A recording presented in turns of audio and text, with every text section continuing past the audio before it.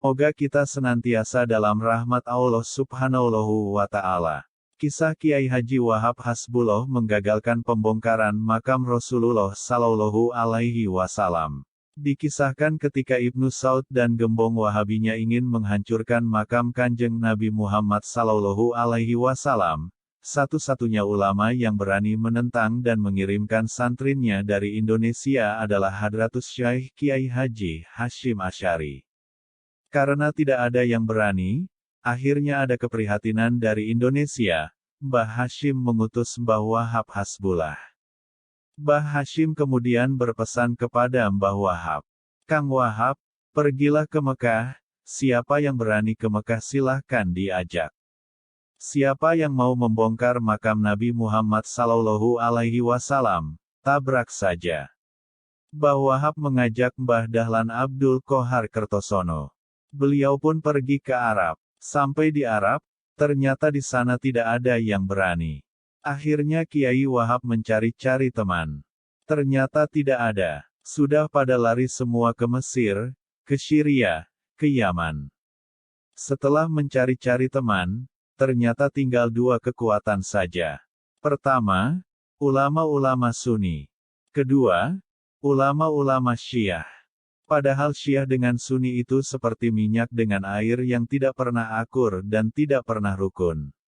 Akhirnya, Mbah Wahab mikir-mikir bagaimana caranya agar Sunni dan Syiah bisa rukun. Mbah Wahab mengambil langkah untuk mengundang para ulama tersebut, tapi tidak ada yang datang. Karena Mbah Wahab itu kiai Indonesia yang kecil, kurus dan berkulit sawo matang, tidak pantas jika dilihat orang sebagai ulama atau kiai. Jadi, Mbah Wahab diremehkan. Setelah itu, alhamdulillah dibantu oleh ulama lainnya. Salah satunya Syekh Ahmad Gonaim Al-Misri.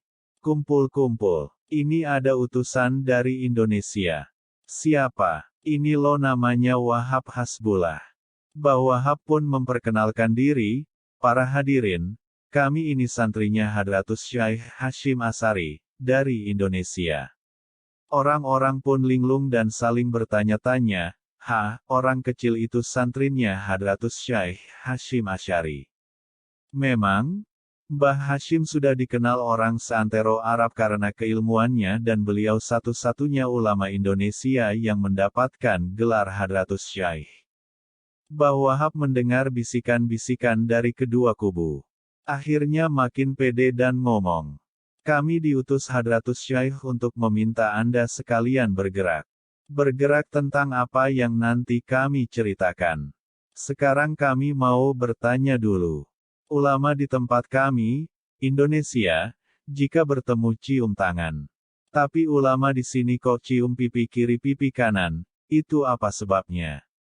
Akhirnya sebagian ulama yang hadir ada yang menjawab, "Sebab jika pipi kiri kanan bertemu, antara kulit dengan kulit bertemu itu besok akan menjadi saksi di hadapan Allah Subhanahu wa Ta'ala." "Oh, ya, jawab Mbah Wahab. Dilanjut bertanya lagi, "Lah kalau begitu apa bedanya dengan semut?" Semut itu jika ketemu dengan temannya, juga cium pipi kiri pipi kanan. Semuanya diam, tak ada yang menjawab. Lah tidak ada dasarnya dalam Al-Quran dan hadits. Akhirnya dijawab sendiri oleh Mbah Wahab, "Anda sekalian tidak tahu toh, kenapa jika semut ketemu temannya cium pipi kiri pipi kanan?" Mbah Wahab menjelaskan, "Karena dulu saat banjir Nabi Nuh mengarungi lautan, semua hewan ikut naik kapal Nabi Nuh. Nabi Nuh berpikir, jika nanti hewan yang naik kapal ini kawin dan berkembang biak, maka akan dapat mengakibatkan kapal tenggelam. Akhirnya Nabi Nuh memberi kebijakan. Semua alat kelamin wajib dicopot dan dititipkan di lemarinya Nabi Nuh. Begitu perjalanan sampai daratan, semua hewan berlomba lari ke daratan.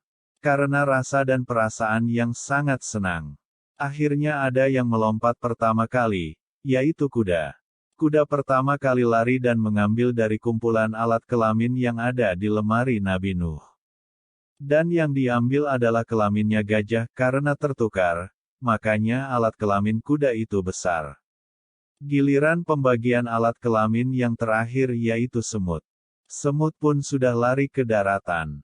Nabi Nuh bertanya, "Lah ini alat kelaminnya siapa?" Ada yang menjawab, "Alat kelaminnya semut, Nabi Nuh." "Lah semut kemana?" "Sudah lari ke daratan dari tadi." Ditunggu lama, semut ternyata tidak kunjung kembali. Akhirnya alat kelamin semut dihanyutkan bersama lemari Nabi Nuh. Hilang tidak tahu kemana. Maka, mulai saat itu, semut mencari alat kelaminnya. Dan setiap kali bertemu dengan temannya pasti bertanya, "Alat kelaminmu sudah ketemu apa belum?" Mendengar cerita itu, akhirnya ulama Syiah dan ulama Sunni bisa tertawa bersama. Terus rukun, saling bertepuk pundak dan saling salam-salaman. Mulai saat itu, mereka bersatu bersama menolak pembongkaran makam Kanjeng Nabi. Hingga sekarang, makam Nabi Shallallahu Alaihi Wasallam masih utuh. Itulah kehebatan Kiai Nusantara untuk merukunkan dan mendamaikan dua pihak yang saling berseteru.